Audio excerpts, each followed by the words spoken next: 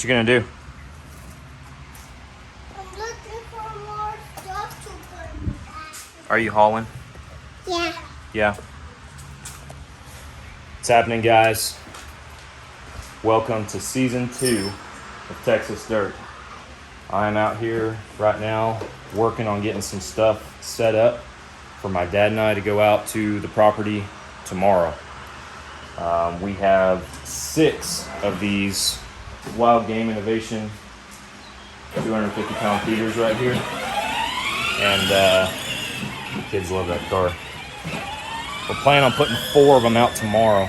So I'm doing all the assembly here. Obviously, it's better to do it here than in the field. So we got some locations picked out, and we're going to set these things up again tomorrow. So we got a lot more awesome stuff in store for you guys, and it's going to be a good year. So stick with us, hang tight. I'm pumped. Welcome to season 2.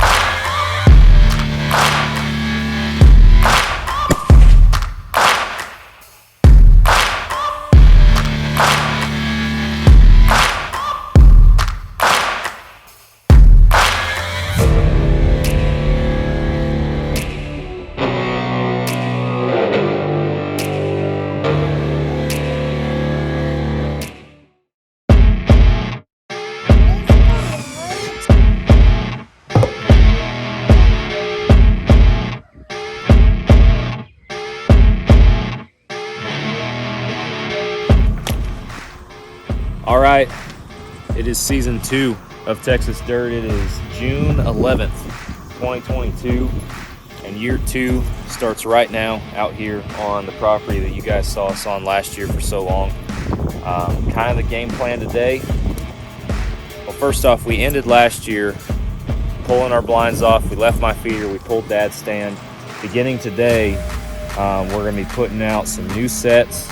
You guys are going to get to see the start of where we're going to be spending our time next fall. Right now, we're going to go check my existing feeder that you guys saw me hunt last year. We got to update the camera and make sure that we got corn in it and everything. And then we got 4 new deer feeders that we're putting out in 4 new spots for you guys. Here we go.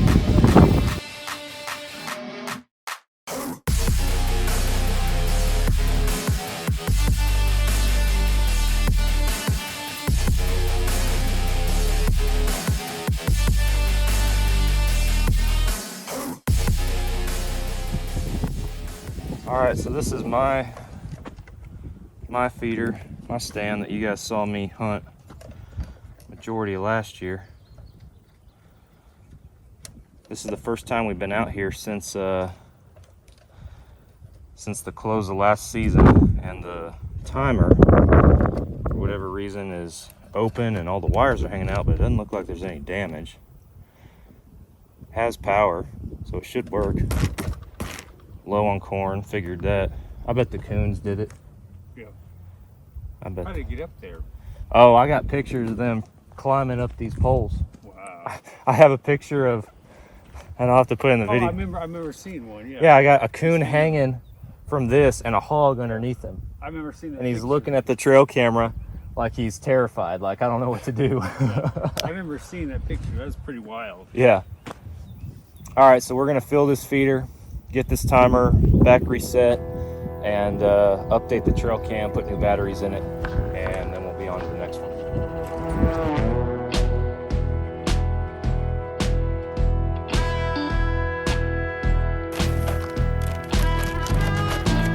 Candy. Little hot tip for you, always bring the ladder if you can't back a truck up to it, which we can't because we don't have a 4-wheeler and the truck can't get back here. So we're gonna get this timer situated, update the spy point, and move on.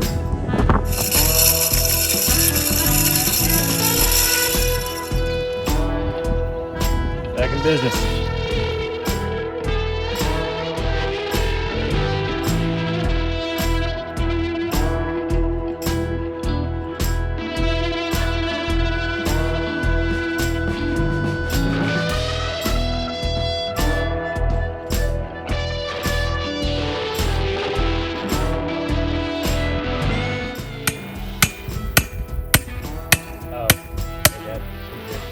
The shovel came off.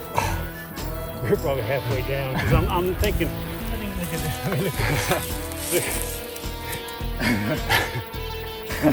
Yeah, we went a little farther than we had to on that one. Yeah. Well, it ain't going nowhere.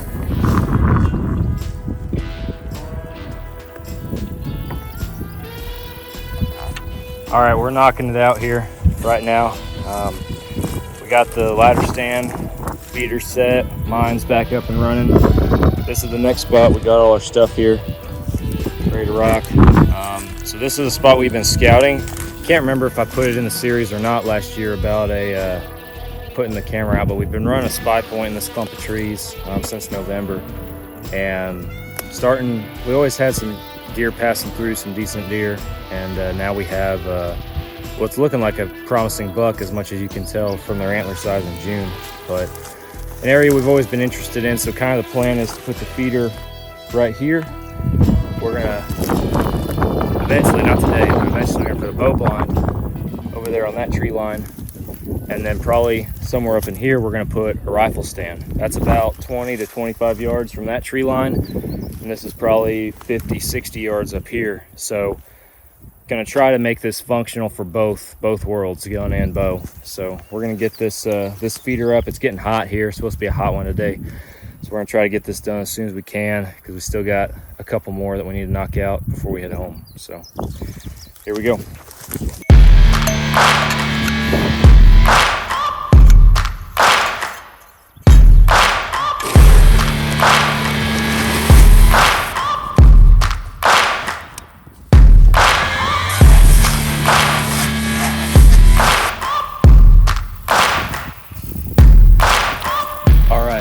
So real quick, we run spy points out here on our stands and everything. We are not, at this time, sponsored by Spy Point. This is purely off of our own product research and reviews and everything, and spending our own money on these products. But one of the biggest complaints is that when you look up Spy Point is that their firmware goes bad in the field and you have to pull the camera out of the field to update the firmware. That is not true. Might be recommended, but that's not what we do. So I did a video specifically on updating the firmware on a Spy Point camera in the field, and I'll put it in the top corner for you guys to click on if you're interested. But basically, I'm taking this camera and I'm putting the new firmware on it right here in the field using my laptop. I already downloaded the software to my laptop, and we're making it happen here. So if you guys are interested, go check out that video. We're getting this camera uploaded or updated. We got the feeder up right here, bow blind over there, rifle blind over there. Forgot the loppers. Dad's gonna grab them real quick so we can put the camera on this tree behind me, and then we'll be on to the last two sets for the day. So home stretch. This spot right here, looking at that, get ready to see it again. I would put it between 100 and 110 probably. Yeah, it was like 104 last year's.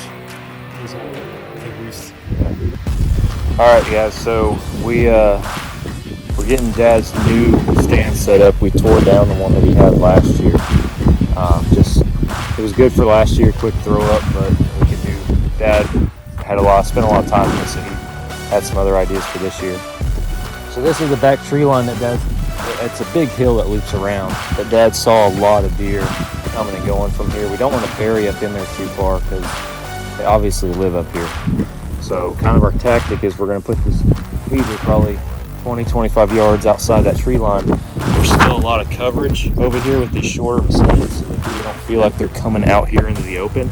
And then it's going to open up out here. I don't know if y'all can tell, but there's a big clump of trees right there that will kind of tuck Dad's stand into. And then, Yeah, there's a big draw that runs in between here and the truck over there.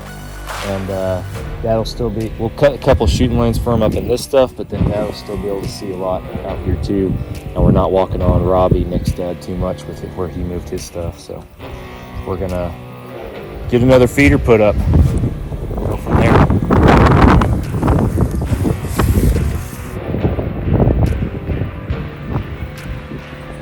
All right, guys, we are wrapping it up.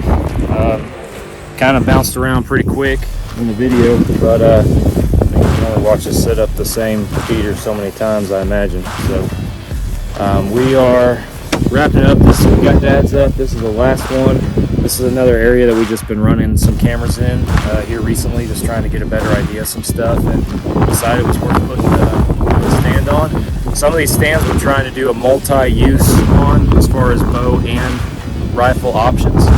So kind of the initial thought with this one is we're going to kind of cut a path back in here and tuck a bow blind up in there, and then there's a path, a direct line of sight to the feeder. We're probably going to put a rifle stand or something up there so that either one of us could hunt it. So, it's a hot one. It's over 100 degrees. We're tired, sunburned, and it is time to go home. So we are going to wrap up. This is just the beginning, and I am super pumped to see where season 2 of Texas Dirt is going to take us. So thank you all for watching. Another episode's coming next month. Get ready to see some deer die.